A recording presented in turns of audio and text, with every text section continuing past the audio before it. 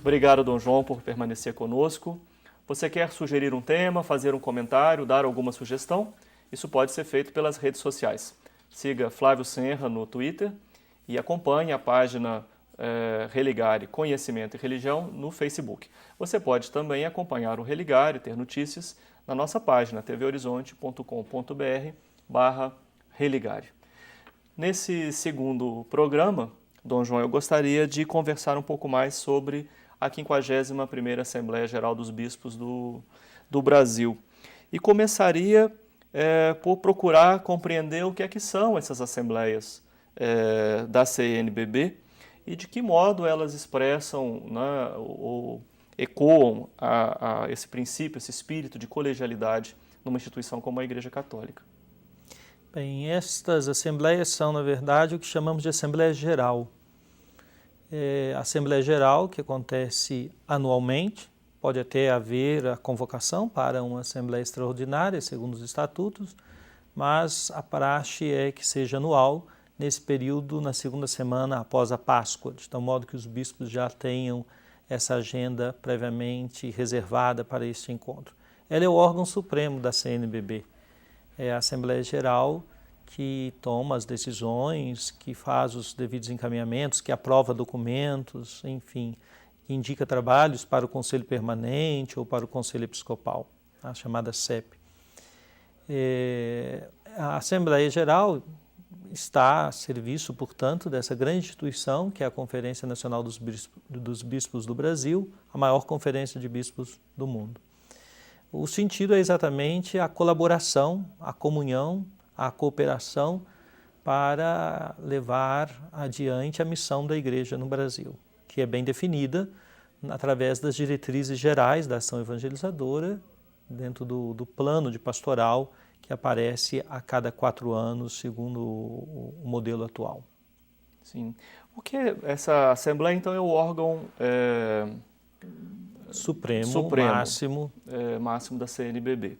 O que representa as conferências episcopais na Igreja? Elas gozam de algum tipo de autonomia, né, na comunhão com Roma? Como que é esse processo na organização da Igreja? As conferências podem ser compreendidas bem dentro do que nós chamamos de eclesiologia de comunhão. Na verdade, em cada igreja local, em cada diocese, o bispo é o responsável, o primeiro que está ali à frente da condução da vida daquela igreja. Mas nós estamos dentro de um horizonte, por exemplo, da realidade do Brasil. O projeto das conferências episcopais é a oportunidade de associar, que os bispos estejam unidos, não é tanto uma associação meramente política, mas em vista da missão, a comunhão entre os bispos, considerando as condições sociais hoje. As pessoas estão no mesmo país e elas têm contato com outras regiões, outras igrejas. A importância é do exercício da colegialidade. O direito prevê que cada conferência decida algumas coisas em nível nacional e outras, naturalmente, nós obedecemos aquilo que o direito prevê para a igreja como um todo, a chamada Igreja Universal. Sim. Mas elas são uma expressão de colegialidade muito bonita. Dom Raimundo Damasceno, que é o presidente da conferência, ele sinalizou 2 aspectos importantes para a Assembleia Geral desse ano. Uma, o Ano da Fé, outra, as comemorações do 50º do Concílio Ecumênico Vaticano II. Como é que esses 2 temas, eles inspiraram, o todo da Assembleia desse ano? Bem, tanto o Ano da Fé quanto a celebração dos 50 anos de realização do Concílio Vaticano II são temas que nos colocam em comunhão com a Igreja toda e que, nesse sentido, até nos impedem de ficar tratando de temas exclusivamente que atingem o nosso país, o Brasil. Abre a perspectiva para esta universalidade da Igreja. Eu diria que, sobretudo no tema central, que foi o tema Comunidade de Comunidades, uma nova paróquia, em que o texto procurou recuperar a eclesiologia do Vaticano II, da eclesiologia de comunhão e também da Conferência de Aparecida, que é o texto mais recente e que tanto motivou e tanto tem dado direções para a Igreja na América Latina e até influenciando a Igreja como um todo. Sabemos que no último sínodo que era para toda a igreja, sobre a nova evangelização. Os bispos de outros continentes perguntaram o que é este documento de Aparecida. E então o cardeal que preside a Pontifícia Comissão para a América Latina, cardeal Marc Ouellet, mandou que se distribuísse aos outros bispos uma cópia do documento de Aparecida. Pois bem, a nossa Assembleia esteve ligada à perspectiva do Ano da Fé e do Concílio Vaticano II, na sequência de diversos temas que foram tratados, mas sobretudo na perspectiva do tema central. Sim. Antes de entrar no aprofundamento desse tema central, essa Assembleia esteve marcada, imagino, sem dúvida, pela renúncia do Papa Bento XVI e a eleição do Papa Francisco. Como é que os bispos, vocês puderam refletir sobre esses dois últimos acontecimentos na história da Igreja? Não houve um momento único que marcasse a reflexão. Houve uma partilha com os cardeais que participaram das congregações gerais e também do conclave. Naturalmente, o que eles nos disseram é aquilo que é de público conhecimento, sobretudo um pouco o clima que envolveu os dias de preparação do conclave, eles que partilharam conosco, isso foi muito acentuado, um clima talvez um pouco diferenciado em relação àquilo que a mídia, de um modo geral, comunicava.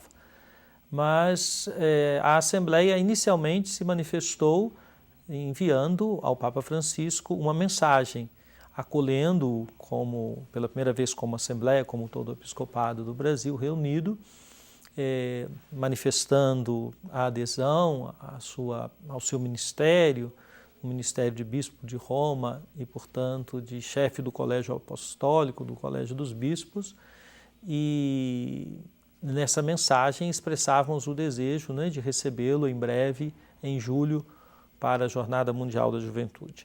Também havia um clima de reconhecimento da riqueza do pontificado de Bento XVI, inclusive com a recordação explícita da presença dele no Brasil, em São Paulo, em Aparecida, em maio de 2007, quando da realização da 5ª Conferência do Episcopado da América Latina e do Caribe, também a canonização do Frei Galvão, o primeiro santo brasileiro, enfim.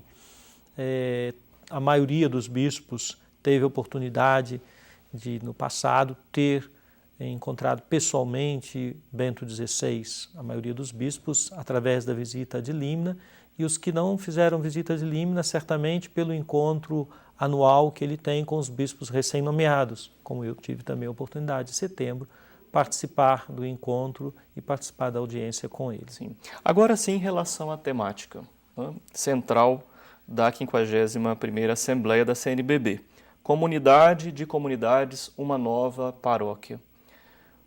A partir de que diagnóstico? O que está acontecendo com as paróquias, para que a Igreja decida pensar sobre esse tema? Sim. Na verdade, reconhecemos que o adornamento de que falávamos outro dia, no programa passado, proposto por João XXIII, ele está em curso. E nós temos a preocupação de que as nossas paróquias estejam em diálogo com a realidade do mundo contemporâneo onde estão. Reconhecemos, isso à luz de Aparecida, que a paróquia é uma referência ainda para a maioria dos católicos. Se alguém dissesse assim, vamos acabar com as paróquias, nós estaríamos tomando uma atitude altamente contrária àquilo que a realidade nos mostra. A maioria dos católicos busca a paróquia. Agora, a paróquia não tem, talvez, conseguido responder devidamente a muitas das demandas. Por ser uma instituição que permanece ao longo de tantos séculos dentro do catolicismo, fundamental para a vida de fé dos fiéis, às vezes nós temos estruturas muito cristalizadas, de tal modo que a Conferência de Aparecida falava da conversão pastoral, pensando nas estruturas e, naturalmente, nos agentes, nos sujeitos que precisam da conversão. A partir da conversão pessoal que nós conseguimos mudar essas estruturas. Considerando que a maioria do povo católico tem acesso à experiência da fé via comunidades e comunidade paroquial, a Aparecida e os bispos do Brasil, nas atuais diretrizes, nós pensamos que a renovação da paróquia é fundamental. Agora, essa renovação não pode ser feita sem uma escuta, bem, como você disse, de um diagnóstico de como as coisas estão. E, na verdade, esta parte até que não é tão difícil, porque temos a colaboração de tantos estudiosos, inclusive da ciência da religião, mas temos a dificuldade, às vezes, de encontrar as respostas do caminho. Isso exige de nós muita criatividade e urgência. Por isso, houve a escolha deste tema como tema central da nossa Assembleia. Sim. A experiência das comunidades eclesiais de base, não só no Brasil, na América Latina, elas oferecem alguma alternativa? Elas são contempladas como um possível caminho, entre outros, talvez? Sim. A proposta das comunidades eclesiais de base é uma proposta muito rica, que tem uma história muito significativa na Igreja da América Latina. Ocorre que as comunidades eclesiais de base, a sua proposta não é execuível em todos os lugares do nosso país. Mas as comunidades eclesiais de base têm dificuldade, por exemplo, de se instalarem nos centros urbanos. Elas são mais das áreas, das zonas de periferia, na zona rural, onde a população cada vez é menor. E nasceram nos últimos 20 anos, 25 anos, muitas outras expressões também de vida de comunidade. O grande desafio é ajudar que todos que têm a proposta de viver a fé cristã entendam que a fé cristã precisa passar pelo eixo da comunidade e que essa é um modo de renovação da igreja, oferecer aos fiéis a possibilidade de adesão, de ingresso, de participação em comunidades vivas de discípulos missionários de Jesus Cristo.